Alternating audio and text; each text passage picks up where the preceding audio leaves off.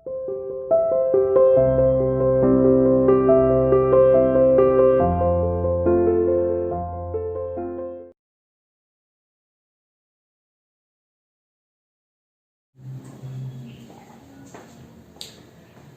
to CR International School online classes. Hello students, how are you? Hope you are fine. बेटा हम natural vegetation और wild life का chapter read कर रहे थे, चैप्टर नंबर 6 ऑफ जियोग्राफी। आपकी geography की जो बुक है उसका नाम है अवर एनवायरनमेंट, हमारा पर्यावरण।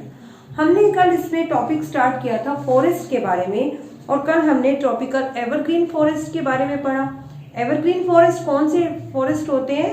They don't shade their leaves in dry season, मतलब ये अपने ड्राई सीजन में अपनी पत्तियों को एक साथ नहीं गिराते। They don't shade their leaves all together, एक साथ अपनी पत्तियों को नहीं गिराते।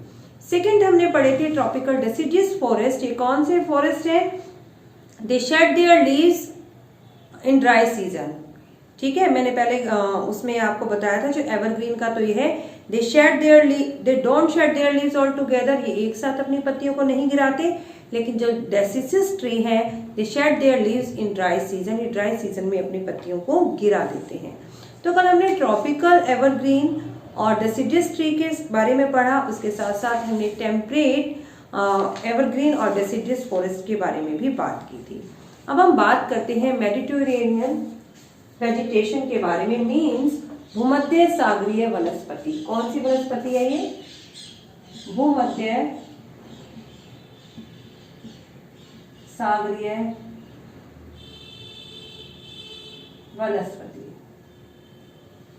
ठीक है, कॉनिफेरस फॉरेस्ट कौन से होते हैं आपके? शंकुधारी वन, ये है आपके शंकुधारी one.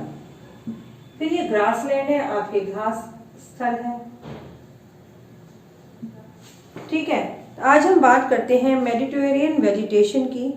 Have you learn that most of the east and northeast margin of the continents are covered by a temperate evergreen and deciduous forest। कह रहे हैं you have learned, आप ये जान चुके हैं, आप ये पढ़ चुके हैं कि जितने भी कंटिनेंट है, most of the east and north east margin of the continent, की जो कंटिनेंट्स के ईस्ट और नॉर्थ मतलब पूर्वी और जो उत्तरी पूर्वी भाग हैं वो कवर्ड हैं, किससे ढके हुए हैं?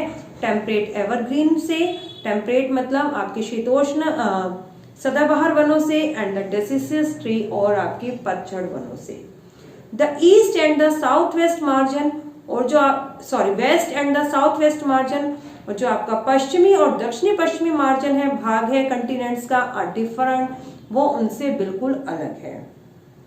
दे हैव मेडिटेरेनियन वेजिटेशन, वहां पर मेडिटेरियन वेजिटेशन मीन्स भूमध्य सागरीय वनस्पति पाई जाती है। It is mostly found in the area, ये ज्यादातर उस एरिया में पाई जाती है, are found in the Mediterranean sea in Europe, Africa and Asia, hence the name. मतलब जैसे कि आपका यूरोप कंटिनेंट है, अफ्रीका है और एशिया है, इनमें जो भूमध्य सागर के आसपास का जो एरिया है वहां पर ये आपकी मेडिटेरियन वेजिटेशन पाई जाती है। This kind of vegetation is also found, इस प्रकार की जो वेजिटेशन है also found outside the actual Mediterranean reason of California and USA.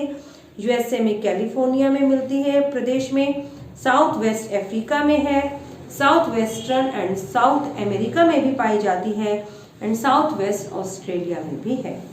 These regions are marked for hot dry summer, ये जो क्षेत्र हैं ऐसे क्षेत्र हैं जहां पर बहुत ही शुष्क और ड्राई, बहुत ही गर्म और शुष्क गर्मियां होती है, मतलब गर्मियों में टेम्परेचर बहुत हाई रहता है और साथ में बारिश भी बहुत कम होती है।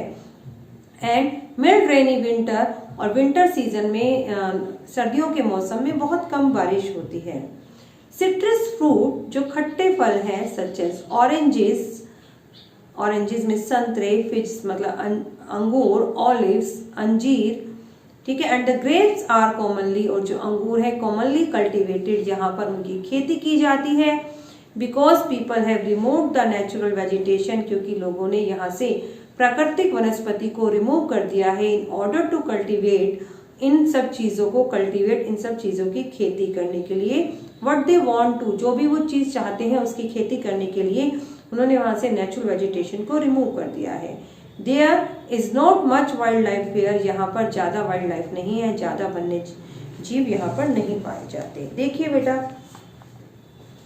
ये देखिए एक मेडिटेरियन रीजन का ये पिक्चर दिखा रखा है, देख रहे हैं आप, ठीक है, a vineyard in the Mediterranean reason.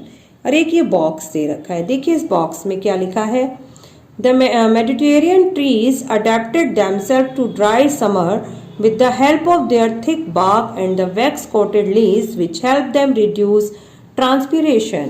कह रहे जो मेडिटेरियन ट्रीज हैं, जो भूमध्य सागर में जो क्षेत्र में जो पेड़ पाए जाते हैं, उन्होंने अपने आप को मतलब ऐसा ही ढाल लिया है, कैसा कि वो ड्राई समर में मतलब शुष्क गर्मियों में वो शुष्क गर्मियों को उन्होंने अडॉप्ट कर लिया है, मतलब इस मौसम में भी वो अलाइव रह सकते हैं, हरे भरे रह सकते हैं। क्यों रह सकते हैं?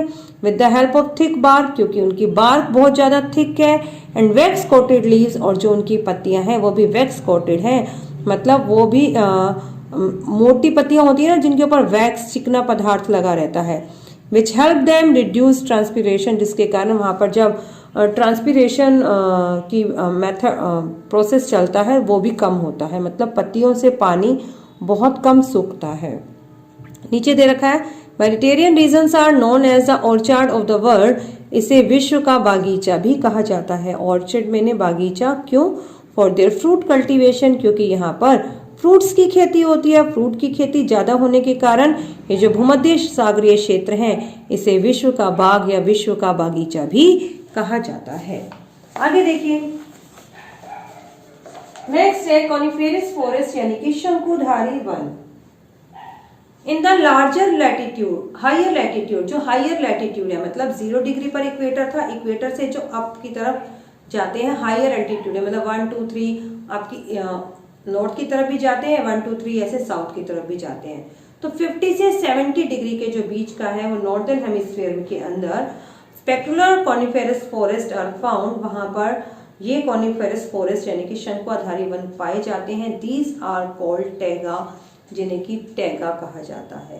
तो टैगा का मीनिंग यहाँ दे रखा है, taiga means pure and untouched in the Russian language. Russian language में टैगा का मतलब होता है बिल्कुल प्योर, बिल्कुल शुद्ध और अनछुआ, ऐसे क्षेत्र जिसे किसी ने छुआ ही नहीं है। These forest are also seen in the higher altitude, इस प्रकार के जो जंगल हैं वो ज्यादा ऊंचाई पर पाए जाते हैं। These are the trees which सलीमा found in the Himalayan evidence, ये वो ट्रीज हैं जिसे सलीमा ने हिमालय की यात्रा के समय देखा था। दे आर टॉल, ये बहुत लंबे, सॉफ्टवुड एवरग्रीन ट्रीज और नरम पेड़ की लकड़ी वाले ये वृक्ष हैं। The wood of these trees are very useful, इन पेड़ों की लकड़ी बहुत ही यूजफुल है फॉर मेकिंग पल्प, पल्प यानी कि लुगदी बनाने के लिए जिससे पेपर बनाया जाता है, which is use for manufacturing paper, जो कि भी पेपर बनाने में इस्तेमाल की जाती है, एंड न्यूज प्रिंट में इस्तेमाल की जाती है। मैच बॉक्स, माचिस की जो बॉक्स है वो बनाए जाते हैं, and the packing box are also made from softwood. Match box, packing box, ये भी सब आपके सॉफ्टवुड से बनते हैं।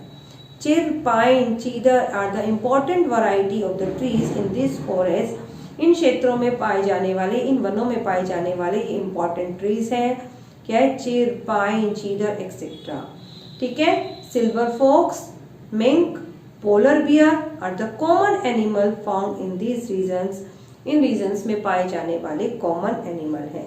देखिए ये कॉनिफेरस फॉरेस्ट है, देखिए ऊपर से कैसे कोने निकल रहे हैं, इनके शंकुधारी शेप के हैं। और ये कॉनिफेरस फॉरेस्ट ऐसे हैं क्योंकि हायर एल्टीट्यूड पे हैं तो यहाँ पर बर्फ भी है। जैसे जैसे हम इक्वेटर से दूर जाते हैं तो टेम्परेचर कम होता चला जाता है, तो अब तो यहाँ तो हम 50 से 70 के बीच में आ गए, तो टेम्परेचर काफ़ी कम हो गया है यहाँ पर। अब देखिए नेक्स्ट है आपका ग्रासलैंड। ग्रासलैंड क्या होते हैं? घास स्थल, ठीक है। अब घास स्थल कहाँ पर होंगे? जहाँ पर जो है रेन ना कम होगी ना ज़्यादा होगी, और ना ही वहाँ पर टेम्परेचर कम या ज़्यादा रहेगा। जहाँ पर जो टेम्परेचर अप है, ठीक है, टेम्परेचर यदि अप है वहाँ पर तो और बारिश भी ज़्यादा है तो वो तो आपका फॉरेस्ट है, घना जंगल होगा वहाँ पर। लेकिन जहाँ पर आपका टेम्परेचर भी आपका मीडियम है, रेनफॉल भी मीडियम है, वहां पर आपकी ग्रासलैंड होते हैं, घास के मैदान होते हैं, बड़ी बड़ी लंबी घास भी इन क्षेत्रों में होती है। तो जो आपके घास स्थल हैं वो भी 2 टाइप्स के हैं, tropical grassland and the temperate grassland. Tropical मतलब उष्णकटिबंधीय घास के स्थल एंड टेम्परेट ग्रासलैंड मतलब शीतोष्णकटिबंधीय घास के स्थल। ठीक है बेटा, इनके बारे में हम कल रीड करते हैं। आप इतने ही चैप्टर को अच्छे से रीड कीजिए। ओके।